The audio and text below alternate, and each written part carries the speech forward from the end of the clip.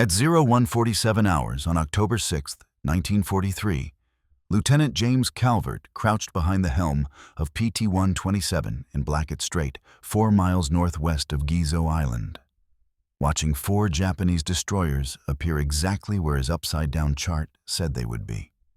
28 years old, 47 nights of patrol, 0 successful intercepts until tonight. The Japanese had sent 4 Fubuki-class destroyers south from Rabaul, carrying ammunition and reinforcements to Vila. Standard resupply run down, the slot. The U.S. Navy had sent 14 PT boats to intercept them. 13 of those boats were positioned in channels where doctrine said the destroyers would transit. Calvert's boat was positioned 4 miles west of doctrine, in a channel that standard navigation procedure said was too shallow and indirect for destroyer transit. He'd calculated the position by rotating his navigation chart 180 degrees.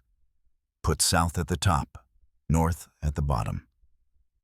Looked at the Solomon Islands from the perspective of a Japanese destroyer captain running down from Rabaul instead of an American PT boat skipper waiting up from Tulagi.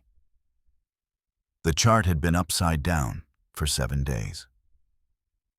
That was the only reason Calvert was about to intercept 4 destroyers, while 13 other PT boats sat in empty water 30 minutes away. The night smelled like diesel fuel and salt. The 3 Packard engines idled at 800 RPM.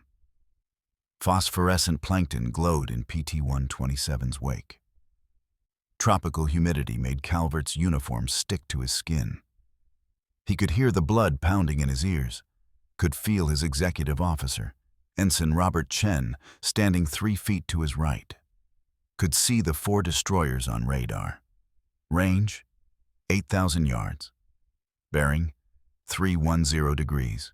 Speed, 26 knots. Closing. In 31 minutes, Calvert would prove that sometimes the best way to find your enemy is to stop thinking like yourself and start thinking like them. Or he'd be dead. The upside-down chart didn't predict which. The Tokyo Express ran every night the weather allowed. Japanese destroyer squadrons departed Rabaul at dusk, raced south through the slot, the channel between the Solomon Island chains, delivered supplies to isolated garrisons, turned around before dawn, got back to Rabaul before American aircraft could catch them in daylight. Fast, efficient, brutal. The Japanese could resupply entire battalions in a single night. Every successful run meant more ammunition for Japanese troops, more food, more reinforcements, more Marines dying to take islands that kept getting resupplied faster than Americans could capture them. PT boats were supposed to stop it. Motor torpedo boats, 80-foot Elco plywood hulls, 3 Packard engines, 41 knots maximum speed, 4 Mark 8 torpedoes, 2 twin 50 caliber machine gun mounts, perfect for intercepting destroyers in narrow channels at night. In theory. In practice, PT Squadron 11 attempted 31 intercepts between July and September 1943. Successfully engaged 7 times. Torpedo hit rate 11%. The other 24 times, PT boats arrived at predicted intercept points to find empty water. No destroyers, no wakes, no targets. Just darkness and the smell of wasted fuel. The problem wasn't speed. PT boats were faster than destroyers in short sprints. The problem wasn't firepower. Mark 8 torpedoes could crack a destroyer's hull like an eggshell. The problem wasn't courage.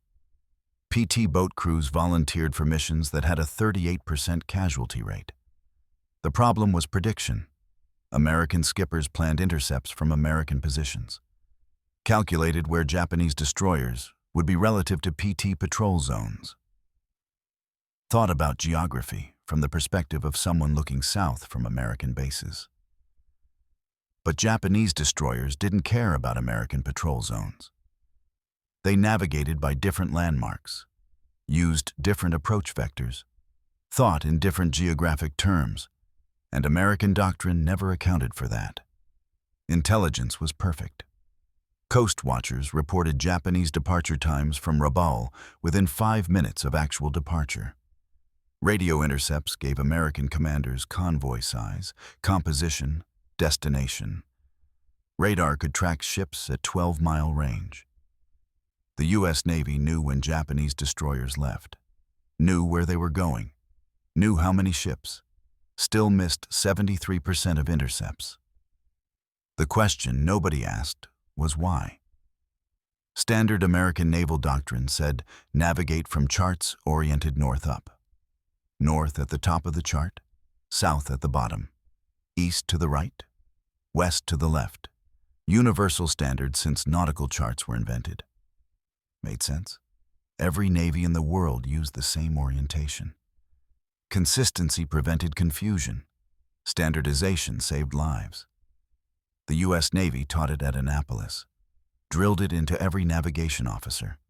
Calculate courses from your current position. Plot intercepts based on friendly bases and patrol sectors. Think about where the enemy will be relative to where you are. Logical. Professional. Wrong. PT Boat Doctrine said, study your assigned patrol zone. Know every island, every reef, every depth chart. Calculate intercept angles from American base positions. If intelligence reported Japanese destroyers departing Rabaul at 1900 hours, heading for Vila, doctrine said they'd transit through Ferguson Passage. Fastest route, deepest water, shortest distance. Made perfect sense from an American geographic perspective. On August 12th, intelligence reported 4 destroyers departing Rabaul at 1900 hours. PT Squadron 11 positioned 6 boats in Ferguson Passage per doctrine. Waited. 0200 hours came. No destroyers. 0230. Still nothing. 0300. Empty water. At 0340, coast watchers reported the convoy had already reached Vila. Unloaded. Supplies. Departed north. PT boats never saw them. Later reconnaissance determined the Japanese had used Blackett Strait instead. 6 miles west of Ferguson Passage. Different channel. Different landmarks. Different approach that made no sense from American navigation logic. But it worked. The pattern repeated through July, August, September. Different intercepts, same result. Japanese destroyers transited through channels doctrine said they wouldn't use.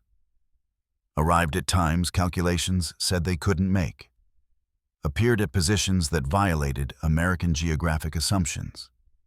PT boat commanders filed reports, requested better intelligence, asked for more radar coverage, wanted additional boats to cover more channels simultaneously. Command approved all requests. Better intelligence came, more radar, more boats.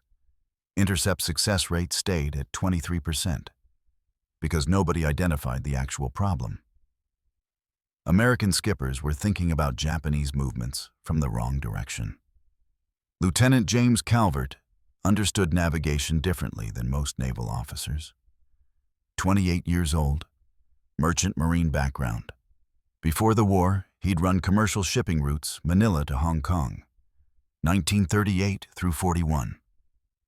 3 years navigating cargo ships through Philippine waters, South China Sea, past contested islands and pirate channels where official charts meant nothing and survival meant thinking like the people who lived there. Merchant marine navigation wasn't theoretical. It was practical. You didn't navigate from where you were. You navigated from where you needed to be. When Calvert ran cargo from Manila to Hong Kong, he didn't plot courses from Manila landmarks. He navigated by landmarks visible from Hong Kong's approach. Thought about the route from the destination backward to the origin. Used reference points that made sense from where he was going, not where he'd been. Different mindset than Annapolis taught. Annapolis officers learned navigation as science. Charts, compass bearings, calculated courses, professional precision. Calvert learned navigation as art, feel, experience, thinking like the water thought, professional intuition. Both methods worked. But they worked for different purposes. Annapolis navigation was perfect for fleet operations, consistent, standardized, predictable.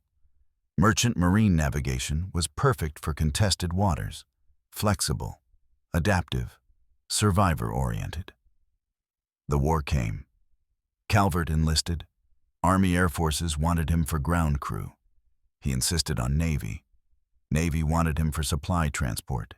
He insisted on combat. Eventually got assigned to PT boat training. June 1943, Motor Torpedo Boat Squadron. Training Center, Melville, Rhode Island. Learned PT boat handling, torpedo mechanics, navigation procedures, standard doctrine, north up charts, calculate from friendly positions, professional, consistent, wrong, but nobody knew it yet. Graduated. Assigned to PT-127. Tulagi Base, Solomon Islands. His first 3 months, 6 patrol missions, 0 successful intercepts. Same story as every other PT boat. Intelligence reported convoys. Doctrine predicted routes. PT boats went to intercept points, found empty water. Calvert started noticing things. Other PT skippers all used the same navigation method. All calculated from American positions. All thought about Japanese movements relative to PT patrol zones. All missed the same intercepts. On August 24th, wardroom conversation at Tulagi.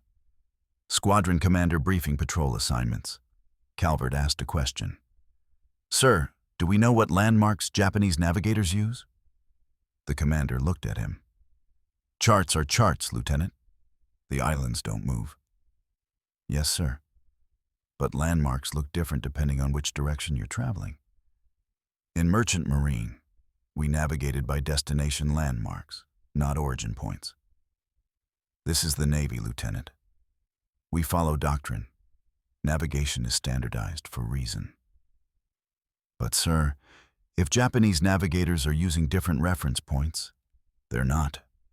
Everyone uses the same charts. Everyone navigates the same way." Dismissed.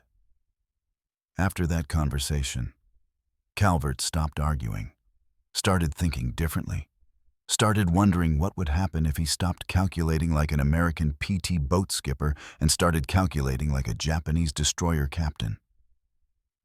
What if Japanese navigators weren't thinking about American patrol zones at all?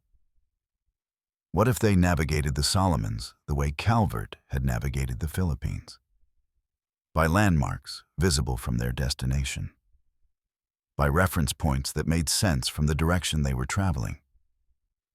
By thinking from where they were going instead of where they'd been. It was just a theory. Unproven, unprofessional, against every navigation principle Annapolis taught. But Calvert couldn't shake it, because in 3 months of following doctrine, he'd achieved exactly what doctrine predicted. Nothing. And maybe nothing was proof that doctrine needed to change. September 29th, 1943. 2300 hours, PT-127 moored at Tulagi Base. Calvert sat alone in the chart room, a space barely 6 feet square. Smelled like mildew and diesel. The single overhead bulb flickered every time someone walked across the deck above. He'd just returned from his 8th consecutive failed intercept. 8th time intelligence reported a convoy. 8th time doctrine predicted the route. 8th time Calvert arrived at the intercept point to find empty water. His navigation charts covered the tiny fold-down table. Standard setup. North at the top. American bases marked in blue. Japanese positions marked in red. PT patrol sectors outlined in pencil. He'd been staring at these charts for 3 months, calculating intercept courses the same way as everyone else, getting the same failed results. The frustration sat in his chest like a physical weight. Somewhere out there, Japanese destroyers were running supplies south. Somewhere, Marines were dying because those supplies kept getting through. And Calvert kept showing up to empty ocean because his calculations kept being wrong. He didn't understand why. The charts were accurate. The intelligence was good. The calculations were correct. Everything should have worked. Except it didn't. Calvert picked up the chart of Blackett Strait, held it at eye level, looked at the islands, the channels, the depth markings. Same chart he'd studied 100 times. Same information. Then he did something he'd never done before. He rotated the chart 180 degrees, put south at the top, north at the bottom, looked at the Solomon Islands upside down. And the geography changed completely. Channels that looked indirect from the north became obvious from the south. Ferguson Passage, which Doctrine said was the fastest route, looked circuitous when viewed from a southbound perspective. Blackett Strait, which seemed too narrow and shallow from American charts, looked like a natural approach corridor when viewed from the north looking south. Islands that were obstacles became waypoints. Vella La Vella's northern coastline, which meant nothing to American navigators, became a perfect reference point for someone navigating southbound. Kolombangara's silhouette made sense as an approach marker instead of a departure point. The entire navigation logic inverted. Calvert stared at the upside-down chart for 10 minutes. Then he pulled out previous patrol reports. 8 failed intercepts. He plotted each Japanese convoy route on the inverted chart. The pattern emerged immediately. Every convoy had used landmarks visible from the north. Every convoy had navigated by southbound reference points. Every convoy had taken routes that made perfect sense from a Japanese destroyer captain's perspective. Routes that made no sense from an American PT boat's perspective. The doctrine flaw was obvious now. American skippers predicted Japanese movements from American geographic thinking, calculated what routes would be fastest from an American navigation perspective, used American landmarks as reference points. But Japanese navigators weren't thinking like Americans. They were thinking like Japanese destroyer captains running south from Rabaul, using landmarks visible from the north, navigating by reference points that made sense from their direction of travel. The solution was simple. Stop thinking like an American. Start thinking like a Japanese destroyer captain. Navigate from their perspective, not yours.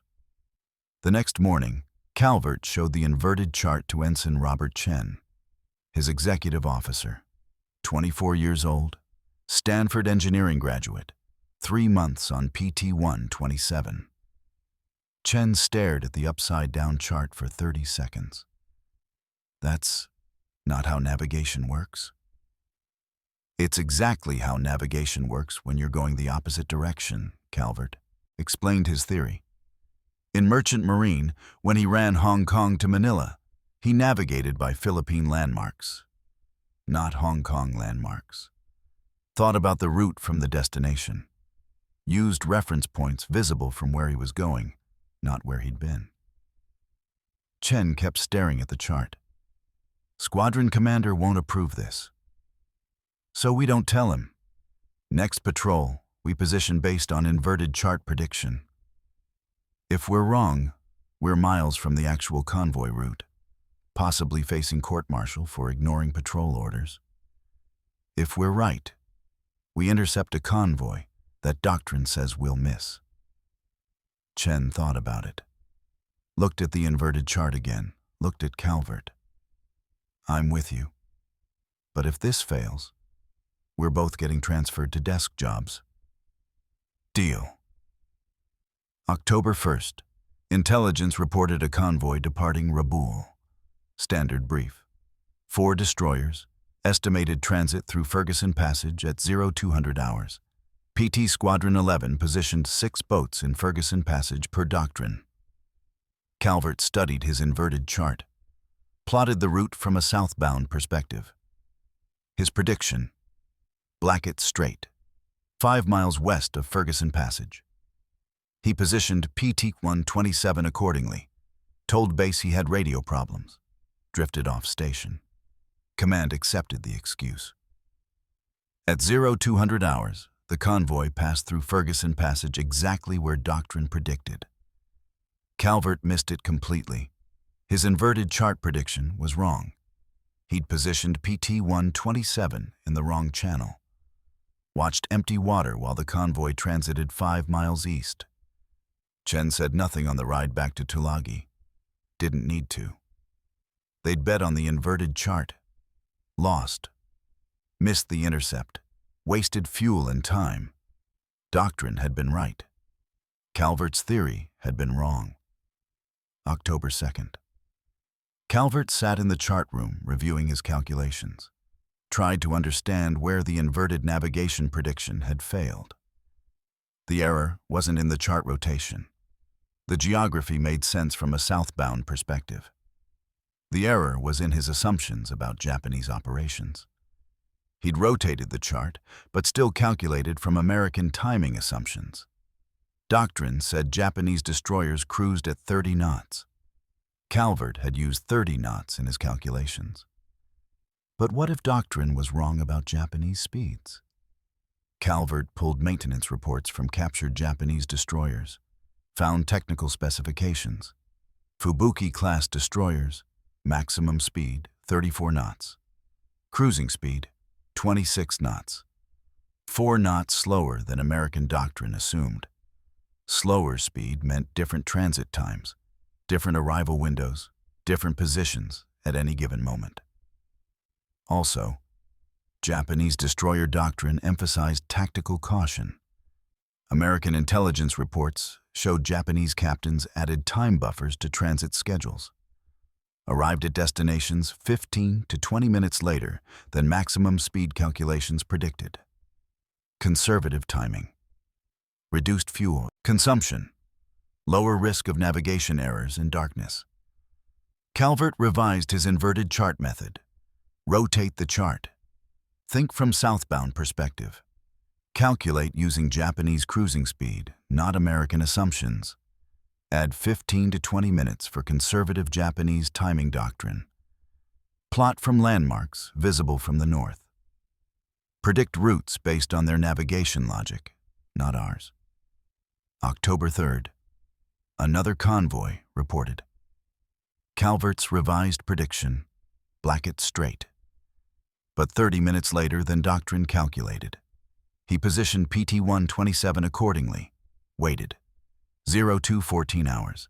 3 Japanese destroyers appeared exactly where and when the inverted chart predicted. Perfect position, perfect timing, perfect validation of the theory. But PT-127 was alone. No other PT boats nearby. 1 boat versus 3 destroyers was suicide.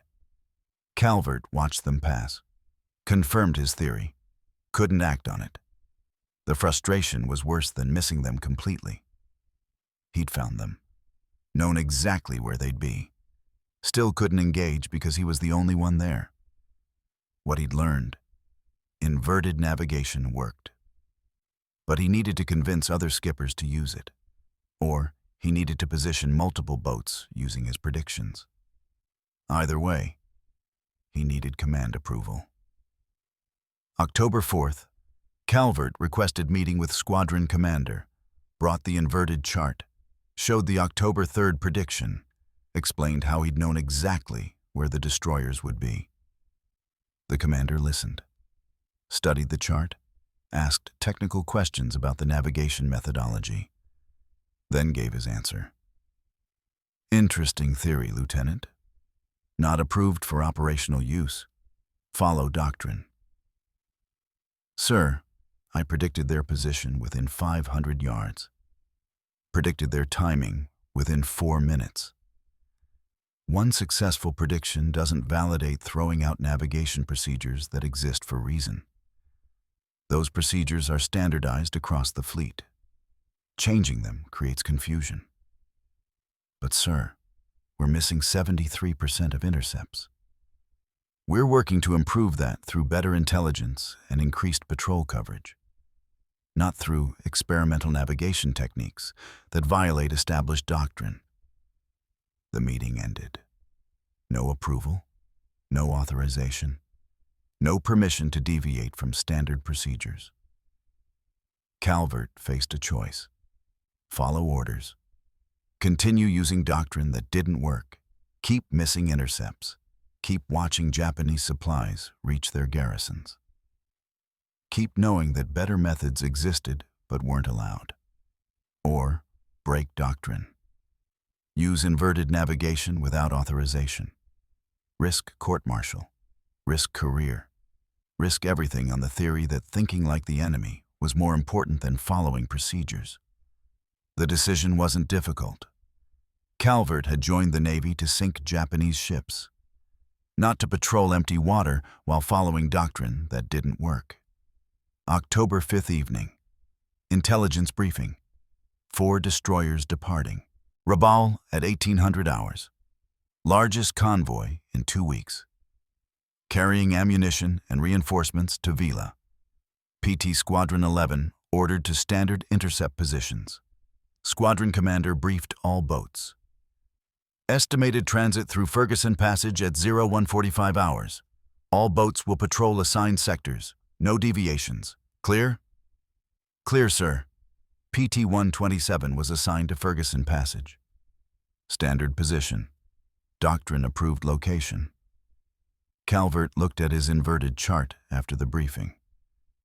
His prediction: Blackett Strait, 4 miles northwest of Gizo Island. 0145 to 0155 hours.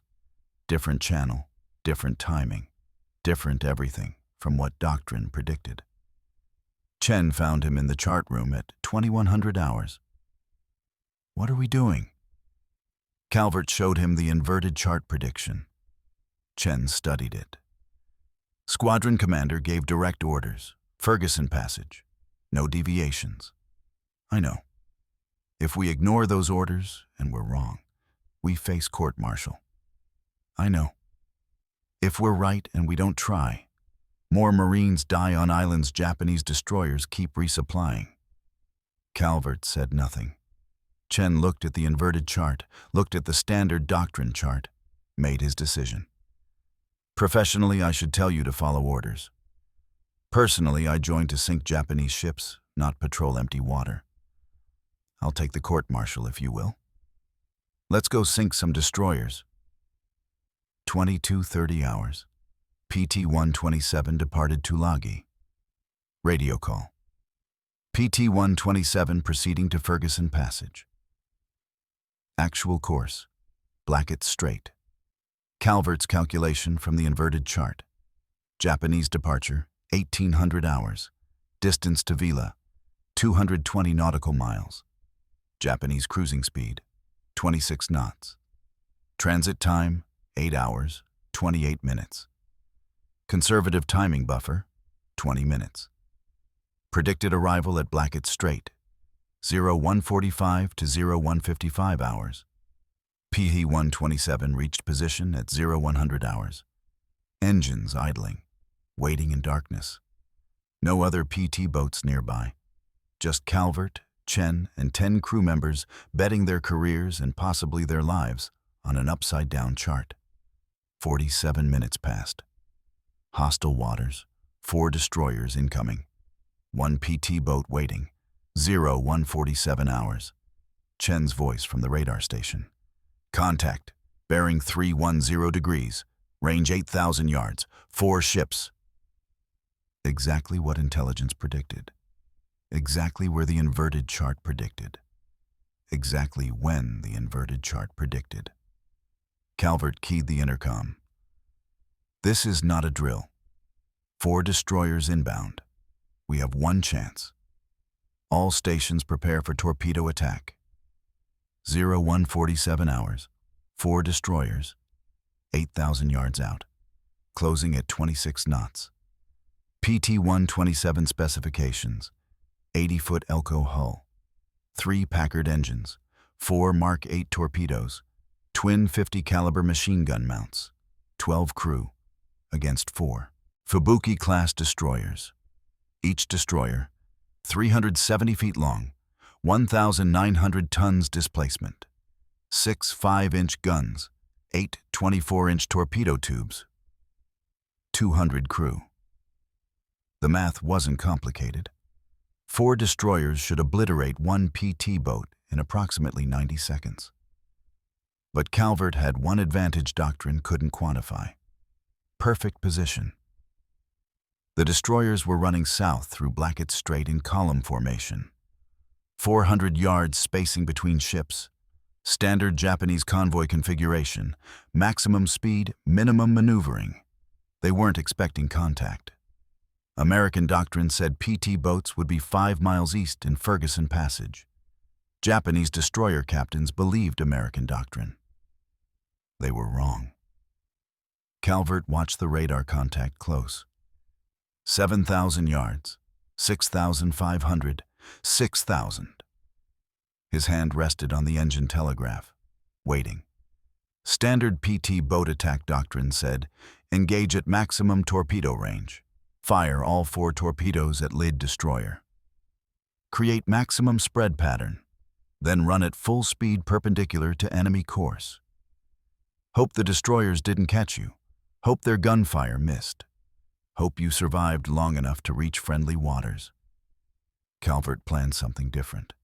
He'd fire 2 torpedoes at the lead destroyer, 2 at the second destroyer. Target the column formation itself, not just individual ships. If the lead destroyer took damage, the entire column would stop or turn around. Mission accomplished, even without sinking all 4 ships. If the second destroyer got hit, the column would fragment. Confusion, hesitation, loss of formation discipline. Either result worked. 151 hours. Range 4,000 yards. Destroyers still not taking evasive action. They didn't see PT-127. Small radar signature. Low profile against the dark water. Engine idling. No wake. Invisible. Chen's voice from the radar. Range 3,000 yards. Torpedoes ready. Calvert's hand tightened on the engine telegraph. All engines ahead full. The Packard engines roared. 3 1,200 horsepower motors at maximum throttle. PT-127 accelerated from idle to 38 knots in 40 seconds. The sound was deafening. The acceleration pressed Calvert against the helm. Spray exploded across the bow. The boat hammered across the light chop. Every rivet vibrated. The destroyers reacted immediately. Searchlights snapped on. Brilliant white beams swept across the water. Found PT-127. Main guns traversed. 5-inch barrels turning toward the target. But reaction time costs seconds. At 38 knots, seconds equal hundreds of yards. PT-127 was already inside their effective firing envelope. 153 hours, range 800 yards. Calvert's thumb hit the torpedo firing button. 2 Mark 8 torpedoes launched from the port tubes. 46 knots. 2,500-pound warheads. Magnetic detonators. White wakes streaked toward the lead destroyer. Immediately, Calvert fired the starboard tubes. 2 more torpedoes toward the second destroyer. 4 fish in the water. 8 seconds from launch to impact. PT-127, hard turn to port. Full rudder. The boat heeled violently. Spray sheeted across the deck. Chen grabbed a stanchion to keep from being thrown. Destroyer gunfire erupted. 5-inch shells, high explosive. Tracers arced overhead like orange meteors. The sound was thunder multiplied. Shells impacted the water 50 yards behind PT-127's stern, through geysers 40 feet high. Calvert activated the smoke generator. Chemical smoke poured from the stern, created a screen between PT-127 and the destroyers. White chemical fog across black water. The boat disappeared into its own smoke. 156 hours. The first explosion. massive. Orange fireball erupted from the lead destroyer's port side amidships. The torpedo had hit directly below the forward magazine. Secondary explosion followed. Ammunition cooking off. The destroyer's bow lifted out of the water. The ship broke. Forward section separated from aft section. Both pieces tilted. Water poured through the broken hull. The destroyer sank in less than 3 minutes. 200 men into the ocean. Most never made it out of the sinking hull. 0157 hours. Second explosion. The second destroyer. Torpedo hit the stern. Propeller shafts destroyed. Rudder jammed. The ship went dead in the water. No propulsion, no steering, just a stationary target drifting in the current. The destroyer's captain tried to get engines restarted. Failed. Tried to bring guns to bear on PT-127. Failed. The boat was already gone. Disappeared into the smoke and darkness. The remaining 2 destroyers broke formation. Turned hard to starboard. Emergency evasion. Their captains weren't stupid. 1 destroyer sunk. 1 disabled. Unknown enemy position. Unknown number of attackers. Standard Japanese destroyer doctrine said withdraw and reassess. They withdrew. Turned northwest. Ran at full speed back toward Rabaul. Abandoned the disabled destroyer. Abandoned the survivors in the water. Abandoned the entire resupply mission. PT-127 cleared the smoke screen at 0200 hours. Calvert throttled back to cruising speed. Checked fuel, checked crew. Nobody wounded. No damage to the boat. 4 torpedoes expended. 2 destroyers hit. 1 sunk, 1 disabled. 2 more retreating. Convoy mission failed. Supplies never reached Vila. Chen stood at the helm, staring back toward the engagement area. We just sank a destroyer. We sank a destroyer that doctrine said wouldn't be there. Squadron commander is going to lose his mind. Probably. PT-127 turned southeast, back to Tulagi. Behind them, the disabled Japanese destroyer burned. The survivors of the lead destroyer drowned. The 2 fleeing destroyers raced north carrying nothing but failure and fear. And somewhere in the darkness, 13 other PT boats sat in Ferguson Passage waiting for convoys that would never come. PT-127 moored at Tulagi at 0340 hours. Squadron Commander William Bradley waited on the dock. 39 years old. Annapolis class of 1926. 17 years service. Career officer who believed in doctrine the way some men believed in scripture. He watched Calvert secure the boat, watched the crew disembark, waited until Calvert stepped onto the dock. Lieutenant Calvert, you were not in your assigned patrol sector. No, sir. I was in Blackett Strait, where the convoy was. Yes, sir. How did you know? Calvert showed him the inverted chart, explained the methodology. Rotate the chart 180 degrees. Navigate from Japanese perspective. Use landmarks visible from their approach direction. Calculate with their cruising speed. Add conservative timing buffer. Predict their routes based on their navigation logic, not American assumptions. Bradley studied the chart for 5 minutes. Silent. His face showed nothing. Finally, this violates every navigation principle I was taught at Annapolis. Yes, sir. But it worked. Yes, sir. Show me exactly how you calculated this. They spent the next 2 hours in the squadron office. Calvert explained inverted navigation methodology step by step. Started with the basic principle. Navigation isn't about where you are. It's about thinking from where you're going to where you need to be. Enemy navigators don't think like American navigators. They use different landmarks, different reference points, different tactical logic. To predict their movements, you must think like them. Rotate your perspective. See the geography from their direction. Calculate from their operational doctrine. Then Calvert showed Bradley the previous 8 failed intercepts, plotted each convoy route on inverted charts. Every Japanese convoy made perfect sense from a southbound perspective. Every convoy used landmarks visible from the north. Every convoy navigated by reference points Japanese destroyer captains would recognize.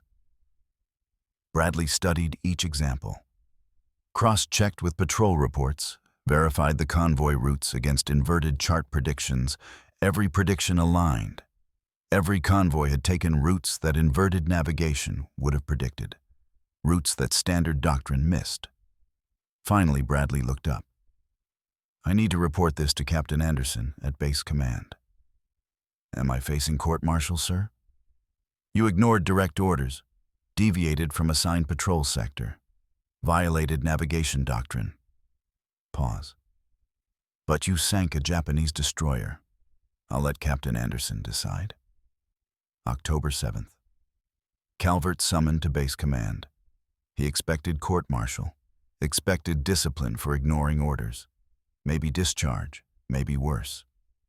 Instead, Captain Anderson wanted a demonstration. 52 years old, former destroyer captain, Guadalcanal veteran. He understood navigation, understood tactics, understood the difference between doctrine and reality. Calvert repeated his briefing, showed the inverted charts, explained the methodology. Anderson listened without interrupting.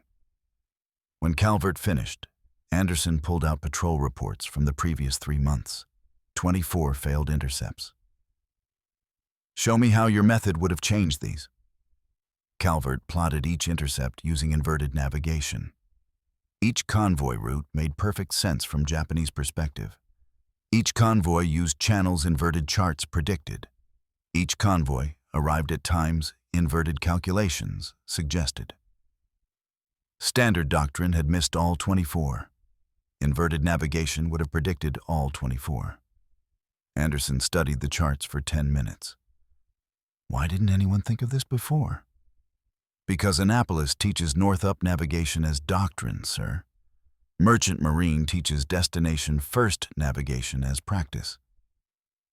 Different training, different thinking. "You're Merchant Marine?" "Before the war, sir. Commercial shipping. Philippines routes." Anderson nodded, understanding. "Doctrine exists for reason, Lieutenant. Standardization, consistency, fleet coordination. But doctrine that doesn't work isn't doctrine. It's just habit." He signed a document, slid it across the desk. "You're not facing court-martial. You're facing a new assignment. All PT boat skippers will attend navigation briefing tomorrow 0900 hours. You'll teach them this inverted chart technique." "That's not a request." October 8th, Squadron briefing room. 12 PT boat commanders present. Ages ranged from 23 to 36. Mix of Annapolis graduates and reserve officers. Some had merchant marine backgrounds. Most didn't. Bradley introduced Calvert. "Lieutenant Calvert will demonstrate a new navigation methodology that significantly improves intercept prediction accuracy. Pay attention. You'll be tested on this tonight." Calvert showed them the inverted charts, explained the principle, demonstrated the calculations, showed how rotating perspective changed geographic logic, how Japanese navigators thought differently, how thinking like the enemy improved predictions. Reactions mixed. 6 officers understood immediately, saw the logic, recognized how it explained previous failures, asked technical questions about implementation. 3 officers thought it was interesting but unproven, wanted more data, more examples, more validation before adopting it operationally. 3 officers thought it was nonsense, said it violated navigation fundamentals, said doctrine existed for reason, said local innovations undermined fleet standardization. Lieutenant Robert Morrison, PT-143 skipper. "This is just guesswork dressed up as methodology." Calvert showed him the October 6th intercept. "I predicted their position within 500 yards, predicted their timing within 4 minutes. Sank one destroyer. Disabled another. That's not guesswork. Morrison had no response. Bradley ended the debate. All boats will test this method on next patrol. That's not a suggestion. That's an order. Dismissed. October 9th night patrol. 6 PT boats using inverted chart predictions. Intelligence reported 3 separate convoys, 6 boats positioned based on inverted navigation calculations, not standard doctrine positions, not patrol sector assignments, positions that made sense from Japanese perspective. Results?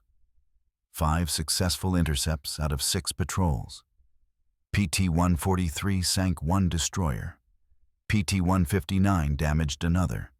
PT-172 intercepted and turned back a convoy through threat alone. PT-188 missed its intercept.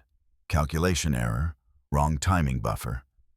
PT-201 disabled 1 destroyer's steering. PT-214 forced convoy to abort through aggressive engagement. Previous month average. 7 successful intercepts out of 31 patrols. 23% success rate. Tonight, 5 successful intercepts out of 6 patrols. 83% success rate. The statistics changed everything. Word spread through PT boat squadrons faster than official channels could carry it. Tulagi, Rendova, Laver Harbor. PT boat skippers talked, shared experiences, compared notes. The inverted chart technique worked. Not theory, not guesswork. Proven methodology that improved intercept accuracy by 60%. October 15th, PT-159, Lieutenant John Morrison, sank 2 destroyers using inverted navigation. October 18th, PT-164, Lieutenant Robert Hayes intercepted convoy doctrine said would use different route. October 22nd, PT-191, Ensign David Chen, damaged destroyer badly enough to force convoy abort. Pattern held across all successful engagements. Inverted chart predictions were accurate. Japanese convoys used routes that made sense from their perspective. Navigation from enemy viewpoint worked. By October 31st, 18 PT boats regularly used inverted navigation technique. Success rate remained above 70%, Japanese noticed. Radio intercepts showed confusion about American patrol patterns. One intercepted message from Japanese destroyer squadron commander. American torpedo boats appearing in unexpected channels. Previous safe routes no longer secure. Recommend route variation and increased caution. The Japanese adapted, started varying their routes more, added deceptive maneuvers, changed timing patterns, but they still navigated from southbound perspective, still used landmarks visible from the north, still thought like Japanese destroyer captains running supplies south. Inverted charts still worked, just required adjusting for route variations. November 1943. PT boat kill rate doubled compared to previous 3 months. Destroyers sunk, 14. Destroyers damaged, 23. Convoys turned back, 19. Supplies. Interdicted, estimated 800 tons. Marine casualties on Japanese-held islands decreased by estimated 18%. Direct correlation to reduced Japanese resupply effectiveness. Command took notice. November 12th, Commander William Bradley arrived at Tulagi, sent by Naval Operations. Annapolis class of 1920, 23 years service. By-the-book officer who believed doctrine existed for reason. He'd been ordered to investigate irregular navigation procedures being used by PT boat squadrons. Bradley represented institutional Navy thinking. Navigation doctrine was standardized across all vessels. Destroyers, cruisers, battleships, carriers, PT boats. Everyone used north-up chart orientation. Everyone calculated from friendly positions. Everyone followed the same procedures. Consistency prevented confusion. Standardization saved lives. Deviation created risk. Bradley's position was clear. Navigation doctrine exists for standardization and safety. Local innovations undermine operational consistency across the fleet. Squadron Commander Anderson met him at the dock, anticipated the conflict. Bradley wasted no time. "I'm here to evaluate irregular navigation procedures, specifically this inverted chart technique. I've reviewed patrol reports. The methodology violates established doctrine." Anderson: "The methodology also doubled our kill rate, sir." "That's not the point. If we allow PT boats to navigate upside down, we create confusion across the fleet. What happens when PT boats need to coordinate with destroyers, with cruisers? How do we maintain standardized navigation when different vessel types use different methodologies?" Calvert was called to the meeting. Bradley questioned him directly. "Lieutenant, you developed this inverted navigation technique?" "Yes, sir." "You understand it violates standard doctrine?" "Yes, sir." "You understand doctrine exists for fleet-wide coordination and safety?" "Yes, sir." "But PT boats don't coordinate with destroyers or cruisers during intercept operations, sir. We operate independently at night. Our only coordination is with other PT boats, and we all use the same inverted methodology now." "Doctrine exists for reason, Lieutenant." "Yes, sir. But doctrine that doesn't work isn't doctrine. It's just words on paper." Bradley's face hardened. "That's insubordination." Squadron Commander Anderson intervened. "Commander Bradley, our kill rate doubled. We're actually sinking Japanese ships now, stopping their resupply runs, saving Marine lives. Doctrine that doesn't accomplish the mission isn't doctrine worth following."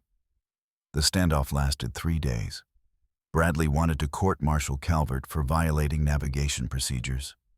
Anderson threatened to resign if that happened. Base Commander Richard Thompson supported Anderson, backed the inverted navigation technique, cited combat effectiveness statistics. Bradley couldn't override a base commander. But he wouldn't officially approve inverted navigation either. Compromise reached November 15th. This remains an unofficial field adaptation, not approved by naval operations, not included in official doctrine, not forbidden, but not sanctioned. Any navigation failures will result in immediate return to standard doctrine. Clear? Clear, sir. What that meant: PT boats could keep using inverted charts, but took full responsibility for any problems. No official recognition, no doctrinal support, just results.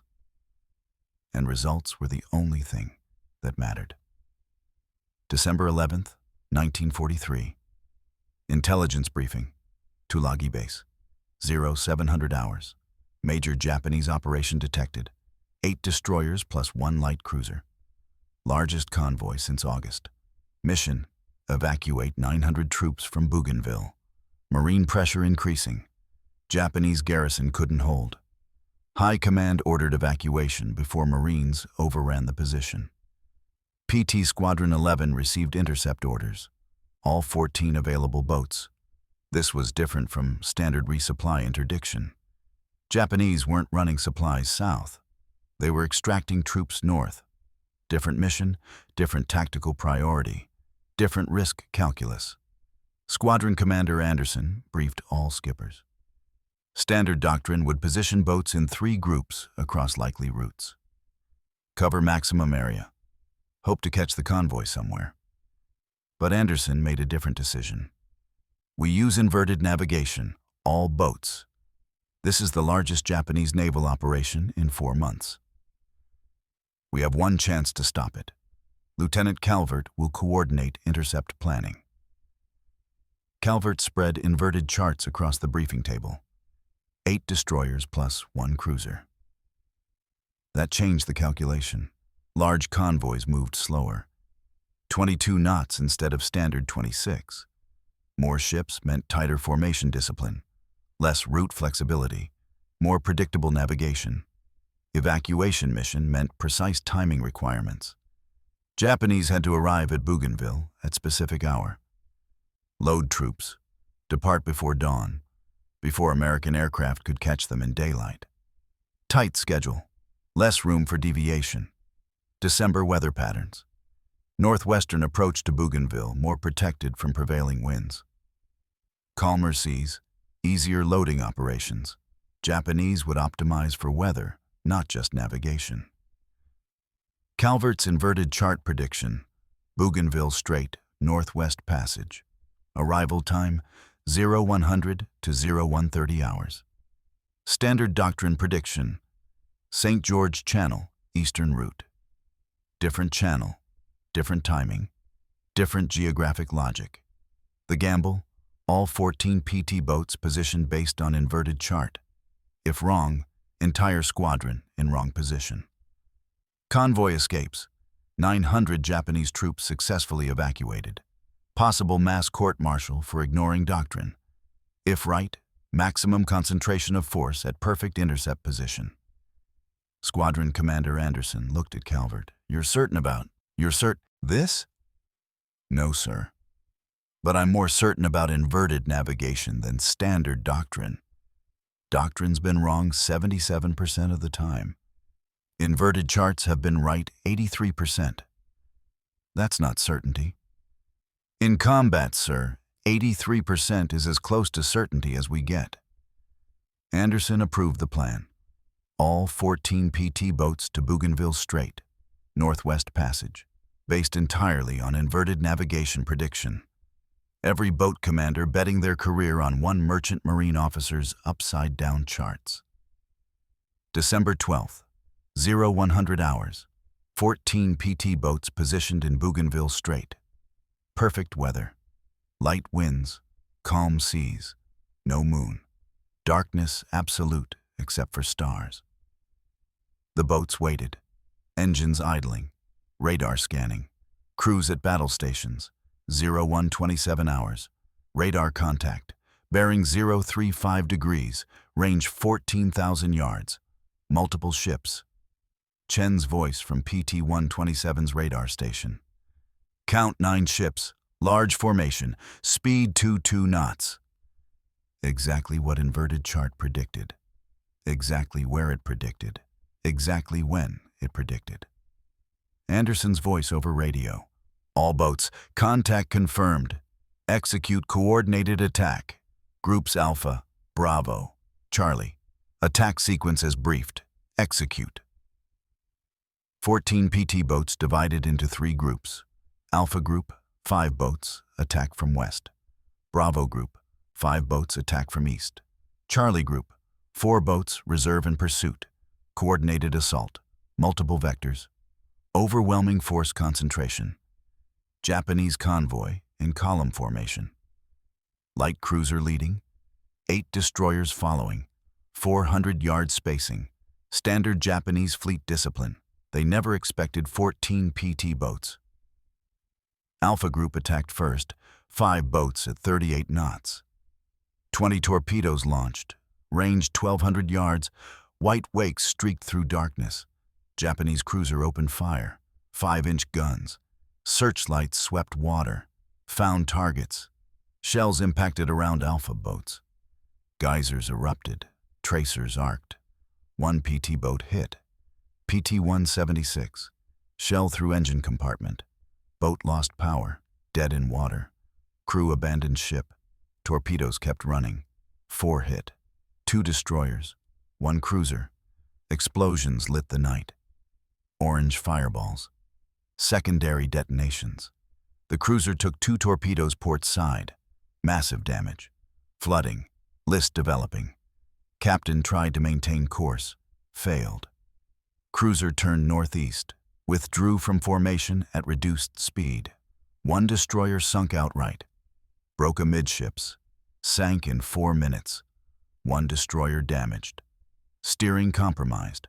Speed reduced to 12 knots. Bravo Group attacked while Alpha withdrew. 5 more boats. 20 more torpedoes. Different angle. Eastern approach. Japanese destroyers tried to maneuver. Too late. Too many targets. Too many torpedoes. 3 more hits. 1 destroyer sunk. 2 damaged. Japanese formation disintegrated. No more column discipline. Ships scattered. Emergency evasion. Captains making independent decisions. No coordination. No command structure. The light cruiser too damaged to lead. Charlie Group pursued fleeing destroyers. 4 boats. 16 torpedoes. Selective targeting. Damaged ships. Ships trying to withdraw. 3 more hits. 1 destroyer beached itself on Bougainville coast. Deliberate grounding to prevent sinking.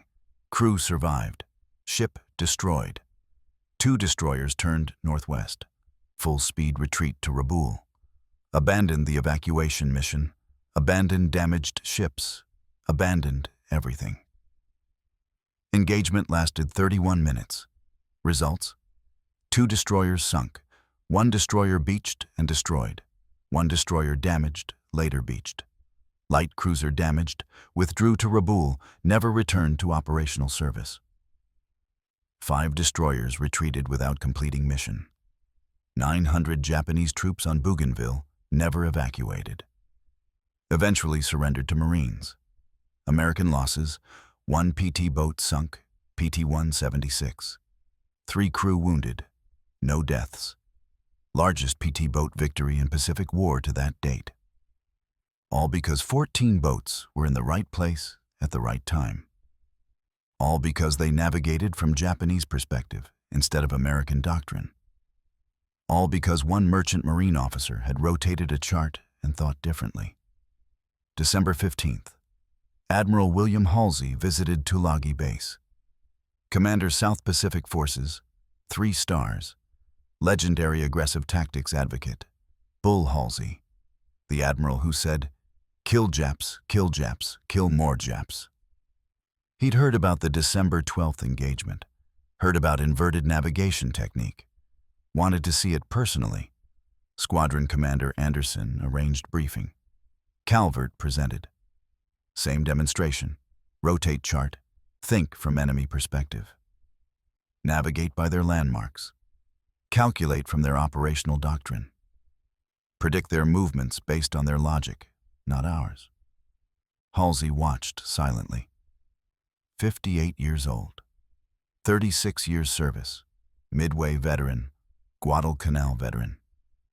He understood tactics, understood innovation, understood the difference between procedure and effectiveness. When Calvert finished, Halsey asked 1 question.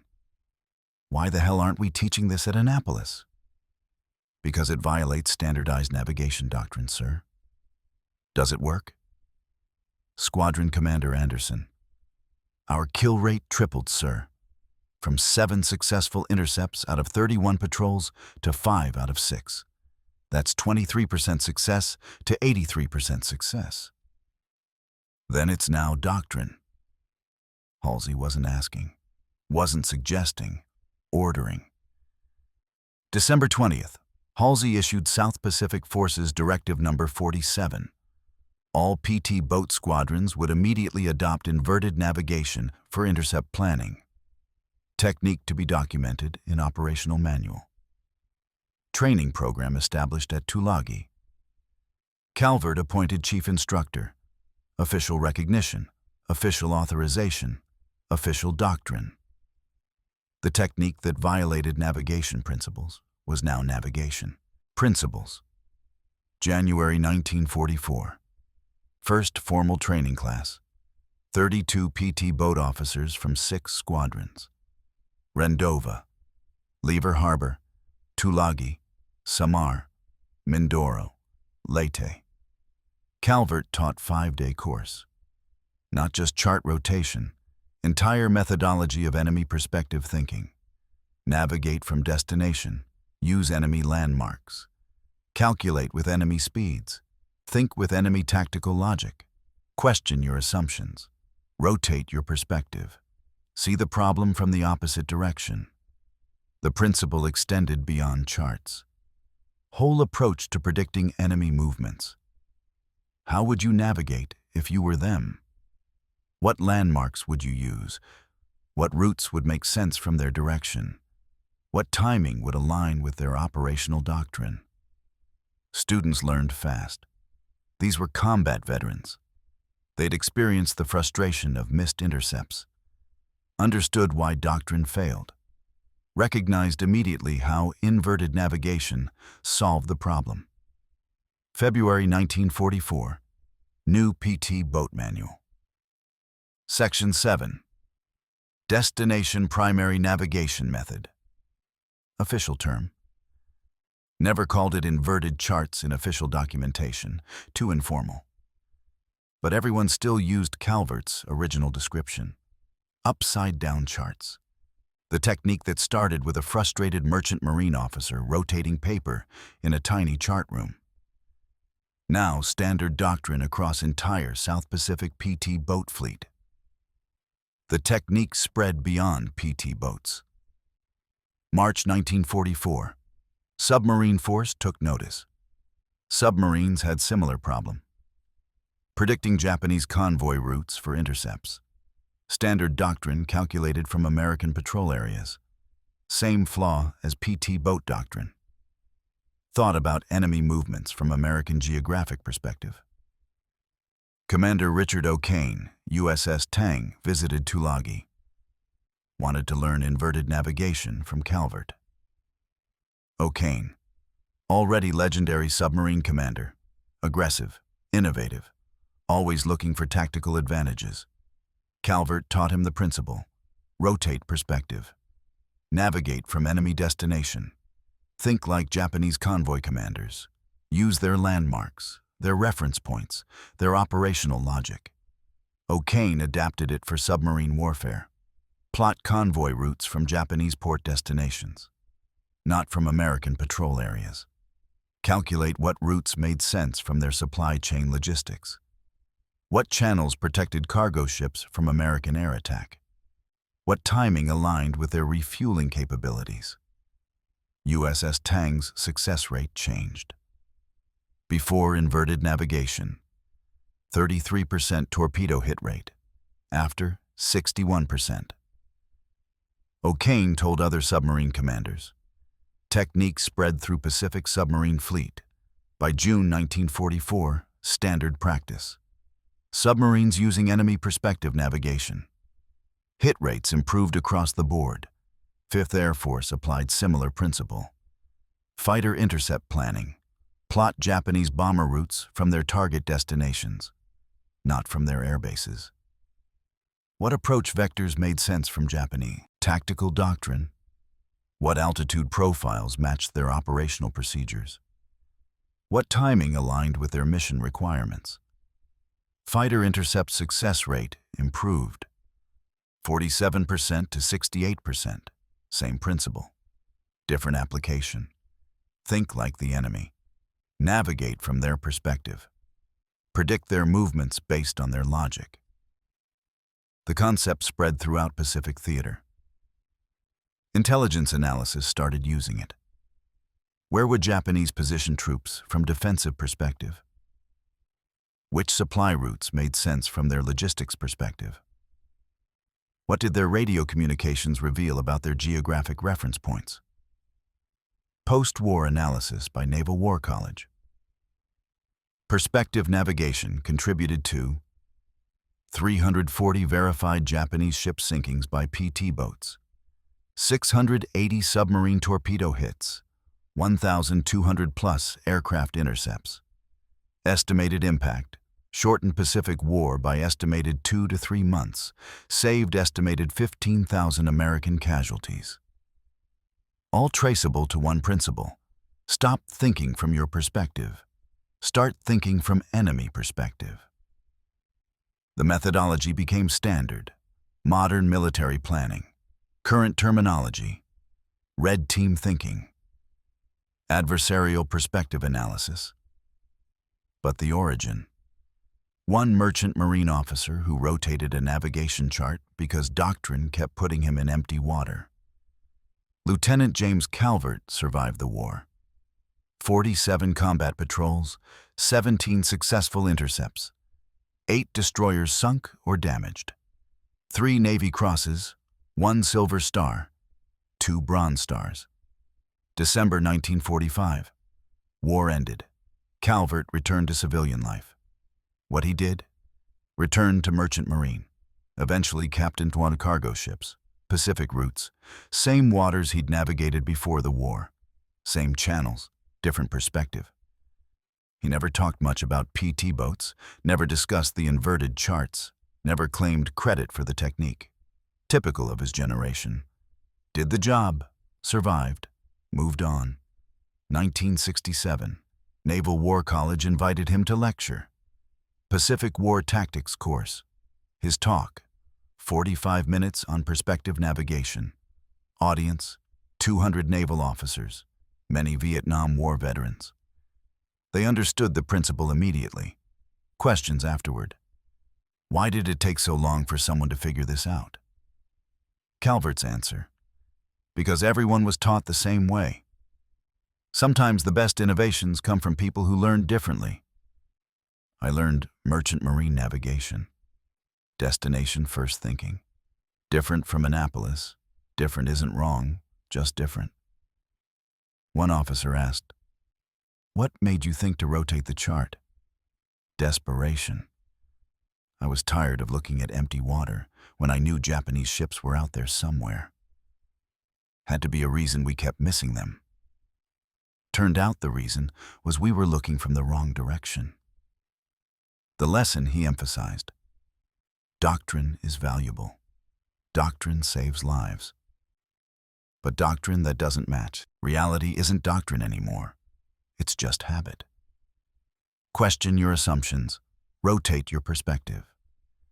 See if the problem looks different from the opposite direction. Sometimes it does. Sometimes that difference saves lives. Published article. Naval Institute Proceedings, 1972. Navigation and Enemy Perspective. The article became required reading, Naval Academy Navigation course. Calvert never took credit. Always said the technique was obvious in retrospect. Any navigator would have figured it eventually. He just got desperate enough to try it first. James Calvert died 1998, age 83. Merchant Marine Retirement Home, San Diego.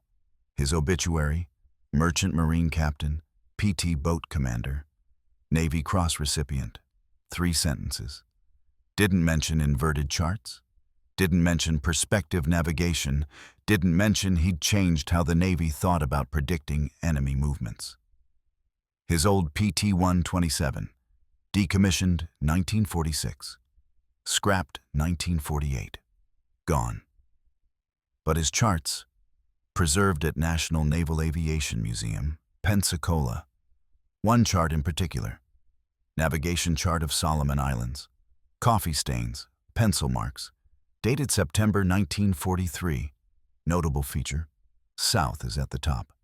Label underneath in museum display case, Lieutenant James Calvert's inverted navigation chart, used to develop perspective navigation technique that revolutionized PT boat tactics, 1943 through 45.